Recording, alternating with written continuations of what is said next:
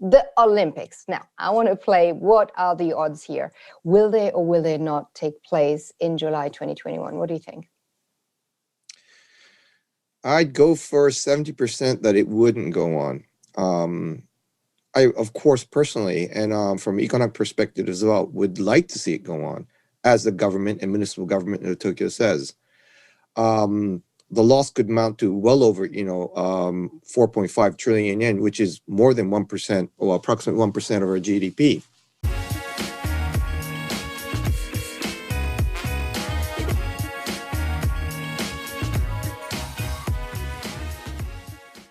Good to see you back for another episode from Crisis to Creation here on Mentory TV. I'm Patricia Falco Beccalli, your host. And let me first of all say thank you to all of you out there.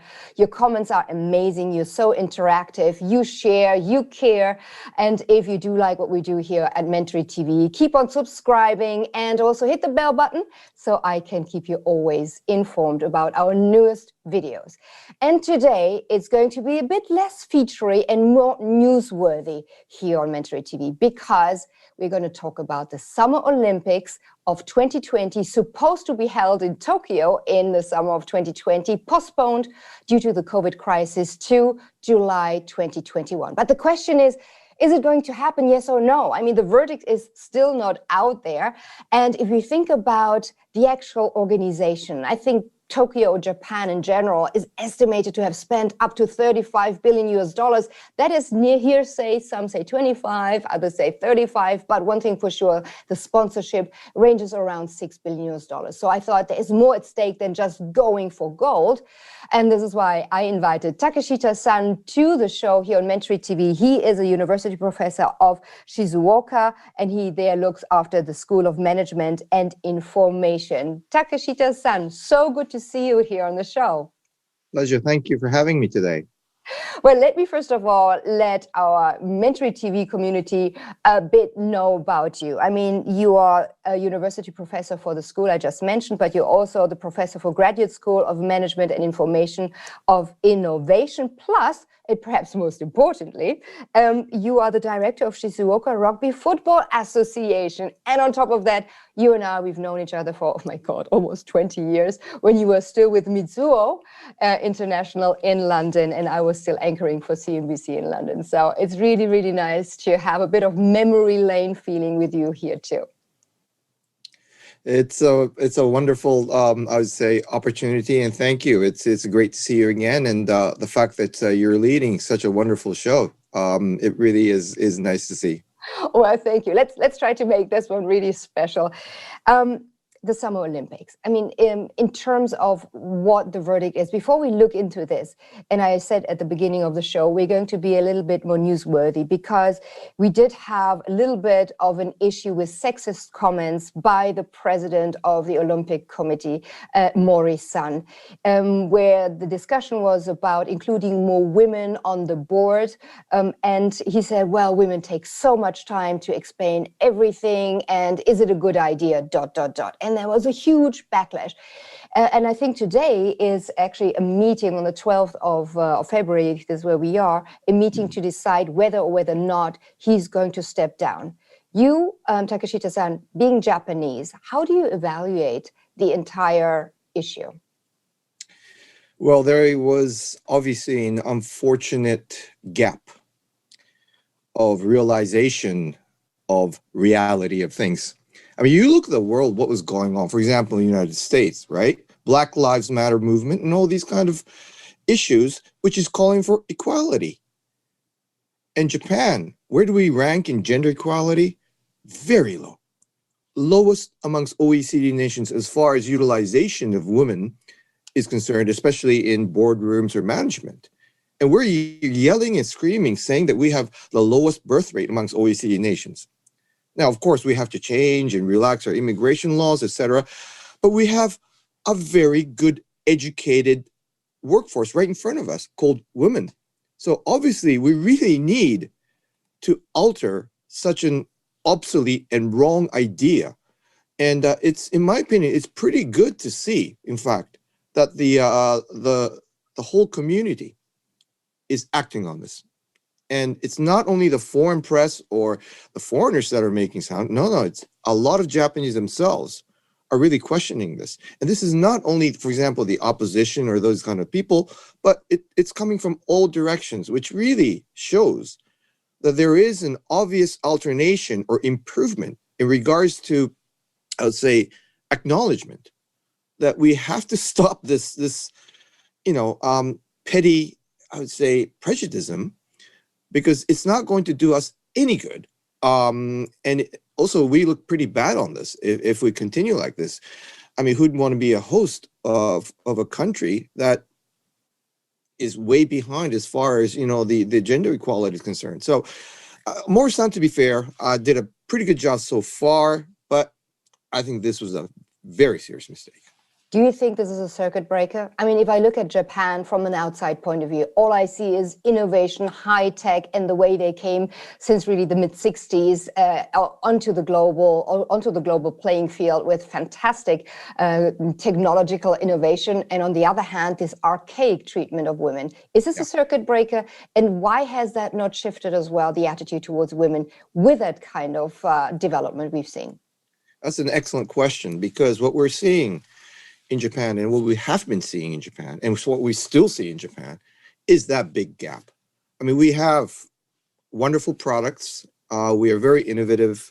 We're leading, quite a lot of technology, you name it. And you get the image that we are extremely advanced, and we are in those areas. But on the other hand, like I said, the utilization of women is lowest amongst OECD nations. We still do not have the equality of rights for like children. When you divorce, one of the parents has to take charge of the kids, for example, and only North Korea and Japan does that in this region. And judicial system, there's so many things that, Japan has not caught up with the norm, in my opinion.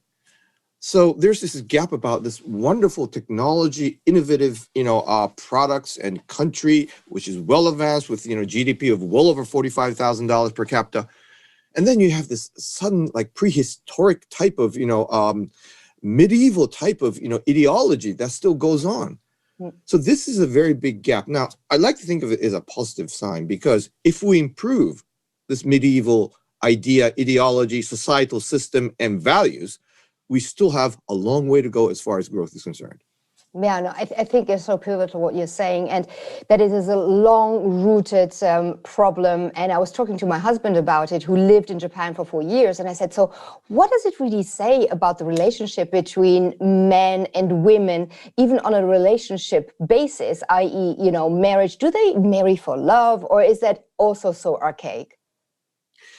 Well, in Japan, as you know, we have a thing called arranged marriage. Still, that is fairly large. Family values are very, very important. But I must say here that it's not necessarily a masculine type of community. Now, if you look at the Japanese household, women have a very strong standpoint. In fact, in a lot of cases, much more so than the West.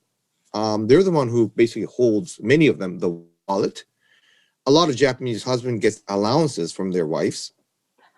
No, seriously. And, I'm being quiet, but I'm laughing my head off. This is why Takeshita-san goes, seriously? Really? Wow. Yeah, that's how it goes, and especially the younger generation, which you have to really keep your accounting, clear and to the point.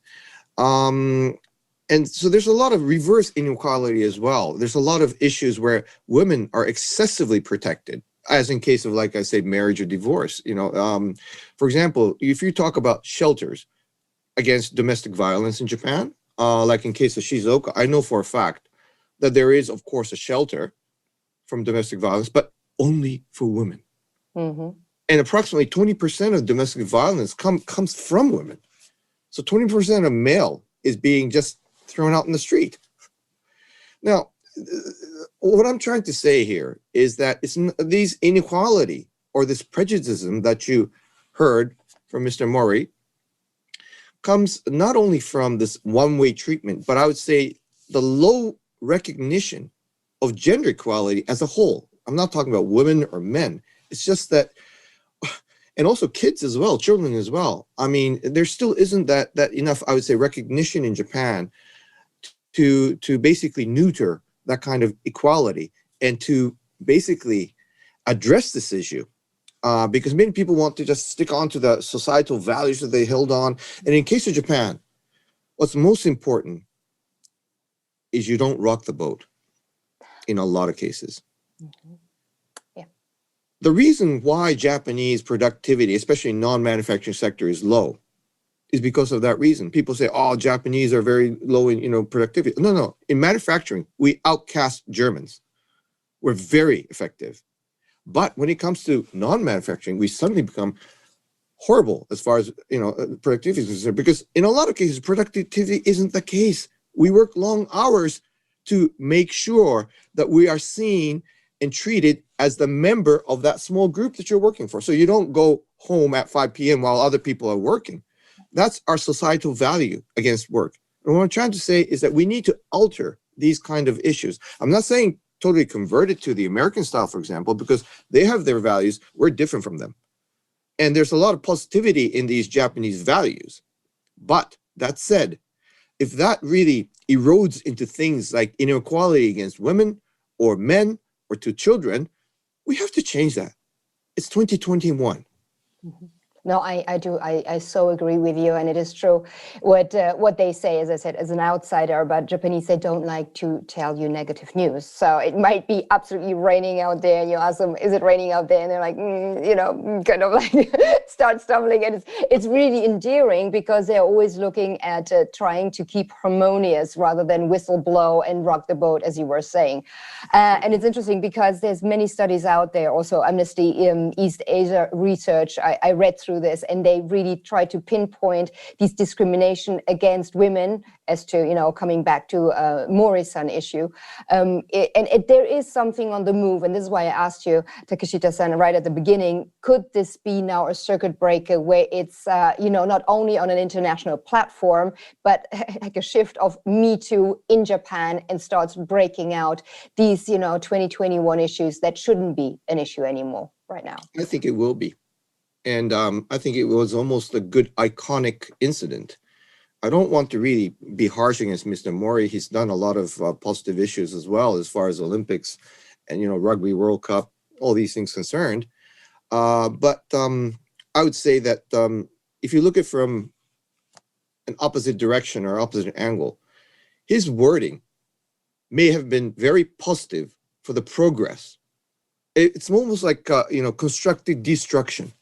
What he said was totally wrong, but for everybody to realize, and as you point out, for people to come out and say, hey, this is wrong, that is wrong. Because if you ask Japanese female workers right now about this in the streets, they will tell you, happens every day. So maybe this was an incident, a wake-up call for many, especially with the outcry from the West and, international, I would say criticism. Maybe it's a good wake-up call. Maybe it's a good jab in the arm. They knew it, but they don't really realize it. And in that sense, I think it might have been a very positive issue. Let me quickly interrupt the conversation to say thank you that you are here with me on the channel. If you do enjoy what I'm putting out, the in-depth kind of conversations, then why don't you subscribe and also hit the bell button so I can keep you informed with our newest releases. Thanks for that in advance, and let's get back to the conversation.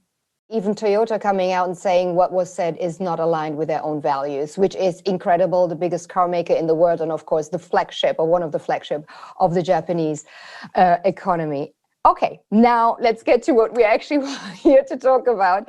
And I'm really happy you came with me through this kind of route and talked about this very newsworthy issue there, the Olympics. Now, I want to play what are the odds here?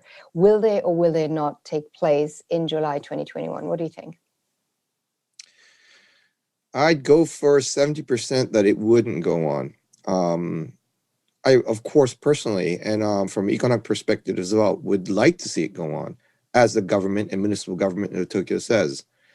The loss could amount to well over, 4.5 trillion yen, which is more than 1%, or approximately 1% of our GDP. And if you look at the indirect effect, it could be 2% of our GDP, But it's not only the monetary figures, it's the psychological and societal values, because we were putting such high hopes for this. I mean, yeah, all Olympics are very important. I understand that. But the previous 1964 Tokyo Olympic was exactly that. It was opening of New Japan, where they ignited something totally new to what we are right now. And many people are expecting this to happen this time around as well, because we were going through the decade of, I would say, stagnation, or 2 decades of stagnation. Many people say it's a lost 2 decades. So people are hoping that this could be an ignition of something new. But I think it's becoming tough. When you ask people last year, yes, they were still hoping that it would go on. But with this resurgence of new types of, coronavirus coming in, and the waves getting bigger and then slower and then bigger again, people are really starting to wonder. And I would say approximately 70%, there are various polls on this, but I would say approximately 70% of Japanese are against opening the Olympics. And, is going for, like postpone it, or maybe basically canceling it altogether. Absolutely. So absolutely, Takeshita-san. And let me just give you the latest I could see. It was done last weekend, February 6 and 7, by Kyoto News Survey. And there 47% think the Olympics should actually be postponed again. 35.2%, so more than a third, think they should be cancelled altogether, and only about 14.5% say they should be held as planned. But I don't know what you heard, but I heard that if you can't postpone it anymore. If it's not done this summer, that's it. And that would be, from what you were just saying about the value point of view, apart from the entire economic, which we're going to talk about as well, impact, would be a disaster.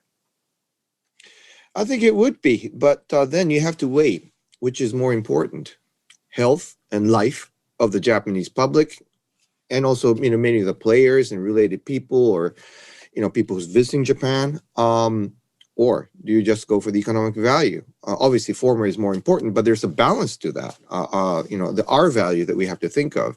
But it's very, very tricky if you think about, the number of countries and many of the regions that are coming in, and will they have enough, vaccines, make sure that things are okay by then?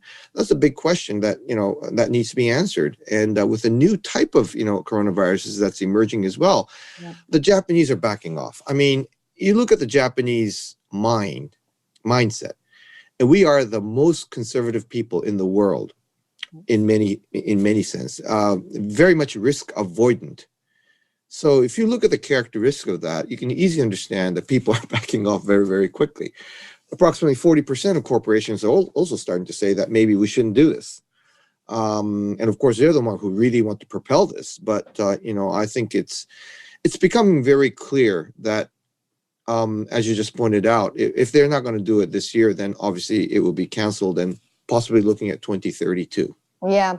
And if I hear you right, it becomes more and more a reputational issue. So people, even the sponsors, are starting to move away from, okay, this is so much money at stake and we spend so much, or whatever the impact is, to lives first. And if you don't portray that, that you are looking after the athletes, the people, whatever first, then it might actually be a long-standing issue for your reputation. What did you choose? Were you just after the money and just in brackets, or are you really looking out for the good of the global health? And it is a big issue. And if I look at the numbers, Takeshita-san, honestly, almost $6 billion in sponsorship, and then the amount of money that was spent to really revive the economy. And that brings me to the point you just were saying, because we had, Abenomics really trying to get out of this deflationary economy which happened for 10, 15 years before he came in. Where are we right now, and how much of an impact will really this loss have? You said 1% of GDP. But if I look at the coronavirus impact and how it already drags the 2020 numbers down, potentially 2021 numbers down, that's substantial. Well, I think, unfortunately, the world is going to be similar to Japan, in the sense that this ultra low interest policy will be, perpetuated almost.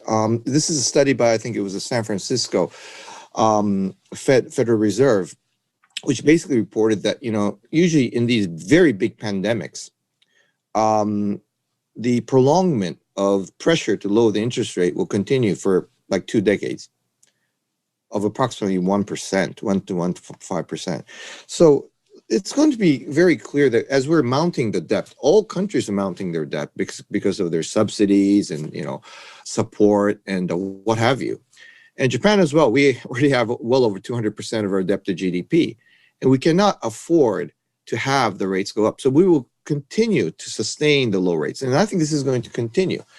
And as you point out, will the demand be reviving back? That's a very big question. So you'll see companies that are reluctant to make a very positive move on capital expenditure at this point. So if you put these things together, corporations may not be really willing to invest that much, but interest rates are very, very low. They're artificially kept low. What's going to happen? What you're seeing right now is share price going up very, very strongly. And that we know is quite artificial because it's not backed by the real demand, as you just pointed out, of how the real economy is going to emerge. So this is another, I think, danger point that we have to be careful about, because no one is going to be the first one to raise the rates around the world. And it could be the situation where the world is going in to a situation where Japan went in approximately 15 years ago. Which is not a very pretty picture, to say the least. Yeah, and if we pinpointed the unpretty picture, would it mean that we are going into a continued recession or deflation, or do we have then, because of the easy money, potentially yes, inflation, but without growth? Well, I'd say, if we see stagflation, that would be the worst situation. Yeah. But I think the central banks are well coordinated, and that's one at least positive thing. So they will try to basically clamp down on any emergency issues that may arise. But what it's also telling you is that they're going to prolong this situation.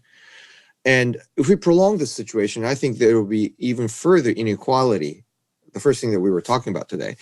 Inequality that is going to reemerge because people who have those assets, that are be it the equities or land or what have you, which might be strong against like inflation you just mentioned, then inequality is going to widen again. Yes. And if that happens, and if that continues to, well, I'll make it very clear, countries like Southern Europe, we're going to see this emergence of the PIG problem that we saw before. That could possibly trigger a very negative knock-on effect to the world economy or the financial sector as a whole. That's what I'd be fearing about very much, about the long-term negative consequences of this, ultra-low rate policy that all countries have to abide by, basically. Yes, and it's happening in a time where a lot of the central banks still trying to soak up the liquidity they were pumping into the economy after the financial crisis. So that wasn't even done yet, and now we have the next situation being handled exactly the same way. And that is definitely a big problem, and you're the expert there. And I just got the latest figures out there that at the moment, the estimation of the global debt is at an all-time high, no surprise there, of $275 trillion US. I mean, yep. That's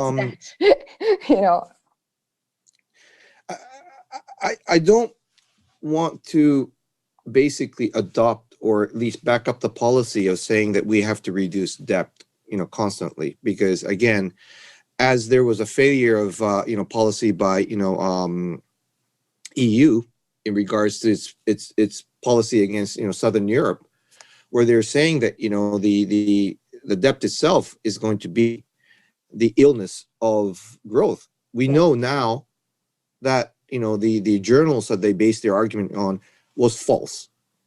So I'm not going to say that we should exclude all the debt, as was the case with a lot of Japanese companies after the pop of the bubble. They exceedingly did that. So we need some healthy amount of debt to a certain degree. But if we keep mounting it and also sustaining a low interest rate policy for quite a long time, I think that illness could erupt into something that's very, very serious. And that's, again, what I'm fearing the most at this moment as we speak. Exactly. I mean, you can have debt. It's like in a normal household. I mean, you can have debt, but you do have to have the income, the productivity, and just the GDP growth. And this is why we have that ratio that needs to be somehow in balance. And if it's out of balance, which seems to be the direction, then long term is going to be everything but good. Now, you mentioned, Takeshita-san, equities are doing awfully well without, PE ratios are incredibly high. And so the underlying businesses might not really reflect what is being paid for them on the stock market. But where do you go? I mean, when we worked together at you at Mizuho and me at CNBC, and we talked about Japanese equities, I mean, you look at the general equity market. Where do you go if not equities in order to make money? And do you think that as long as we have low interest rates, this potential bubble that is being built in the equity market is going to continue? Well, I would say that, if we're really worried about, the possibility of this really going nasty and creating hyperinflation, then obviously you'd want to place your, asset into real estate and also to some of the equities, but also diverting your single currency option to various other currency as well. So for the Japanese, I'm recommending that you need to alter your savings, for example, to maybe other currency as well to balance it off. Because at this point, there's no one, even if you have a magic wand, you wouldn't be able to determine, which country is going to go south in that sense. But I would say those are the options. But even that said, I still have a lot of doubts about, issues. I think what we need to really see is, I would say, the polarization of growth in many sense. I think we really need to look at, for example, like in equity market, some of the companies or, countries or what have you, which basically do have the fundamental, the energy power to and also their core competence that could be revealing in the future. I know it's easier said than done, but you could actually determine these things, especially when, for example, equity market is doing strong. You get blurred because you get all these new theories that justifies the position all the time. But, we should really scrap that in many sense and look at things in a much more long-term fundamental core competence. And then really that should really polarize the likes and dislikes of, for example, the companies. That would be my choice, really, going back to the equity side. And I'm an investor. I invest in companies and I invest in the stock market as well. And what I look at is what are the mega trends? What has been basically established over the last few years and what has been pushed up or pushed down also due to that severe corona crisis. What would you say are the mega trends right now? And that wraps up the first part of my conversation with Takeshita-san about the likelihood if the Summer Olympics of 2020 are going to go ahead in 2021 and the economic repercussions about it. And if you do like our conversations here on Mentory TV, I have with my fantastic guests, well, why don't you join us by subscribing, hitting the bell button, and then I can always keep you informed about our latest guests and video releases. Share us, like us, and please continue to send us your fantastic comments and suggestions for potential guests. I really appreciate it, and I use it for co-creating Mentory TV.